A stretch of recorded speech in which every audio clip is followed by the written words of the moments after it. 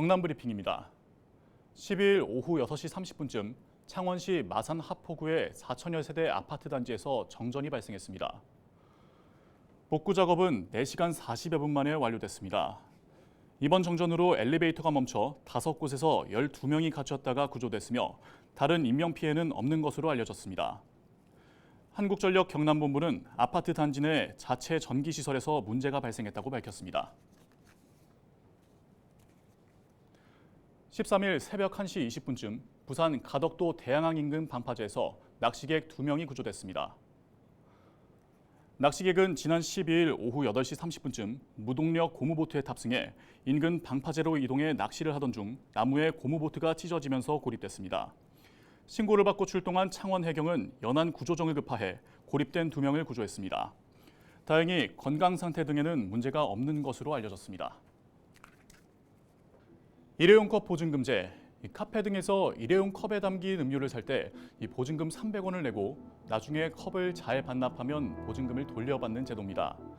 지난 겨울부터 제주시와 세종시에서 시행됐고 2025년까지 전국으로 확대할 계획이라고 하는데요. 그런데 최근 발의된 자원재활용법 개정안에 일회용 컵 보증금제를 각 지자체가 자율적으로 시행한다는 내용이 담겼다고 합니다.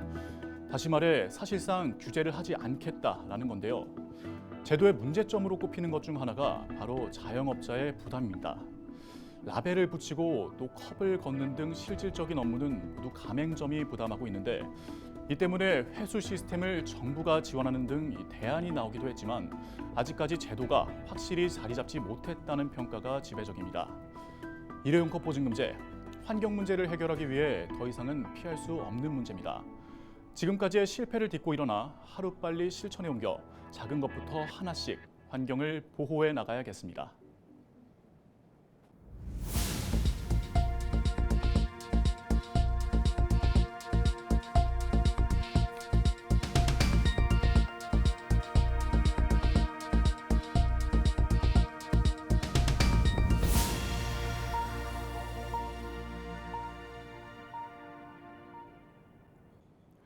창원시는 12일 이상률 한국항공우주연구원장을 초청해 간부 공무원 240여 명을 대상으로 항공우주산업 특강을 열었습니다.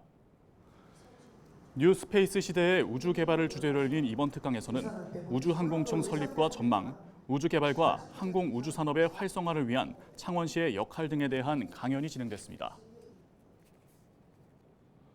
고성군이 국가 중요 농업유산 둔벙을 활용한 생태체험 프로그램을 운영합니다. 군은 오는 29일까지 주말마다 마동호 둔벙 체험장에서 현미경을 활용한 생태계 관찰과 둔벙 트래킹 등 다양한 체험 행사를 진행합니다. 참가 신청은 고성 독수리 누리집에서 가능합니다. 김해 대성동 고분군의 유네스코 세계문화유산 등재의 의미를 공유하는 시민보고회가 12일 김해시청에서 열렸습니다. 이날 보고회에는 김해 시민 300여 명이 참석했으며 등재의 의미와 가치, 앞으로의 후속 사업에 대한 설명이 진행됐습니다. 밀양시가 인구 증가를 위한 TF팀을 구성하고 본격적인 운영에 들어갔습니다. 인구정책 TF팀은 보건소 모자 보건 담당을 중심으로 총 8명으로 구성돼 밀양시만의 차별화된 정책들을 발굴할 예정입니다. 밀양시 인구는 외국인을 제외하고 2022년 기준 10만 2천여 명으로 2021년보다 580여 명이 감소했습니다. 올해 처음으로 통합 운영된 허황호 신행길 김해 문화재 야행이 성황리에 마무리됐습니다. 지난 6일부터 사흘간 김해 수릉원과 수로왕릉 일대에서 열린 이번 축제에 김해시는 4만 5천 명의 방문객이 다녀간 것으로 추산했습니다. 통영시가 세계축제협회 연차총회에서 2023년 세계축제 도시에 선정됐습니다. 세계축제협회 본선대회는 4대륙 10개국 110개 도시가 참여해 미국 텍사스주 메갈렌시에서 지난 9일부터 진행됐습니다. 통영시는 이 대회에서 사계절 축제 도시의 경쟁력, 세계적 수준의 음악 축제 도시, 대한민국 1호 야간 관광 특화 도시 지정 등을 높이 평가받았습니다. 오늘 준비한 소식은 여기까지입니다. 지금까지 경남 브리핑이었습니다.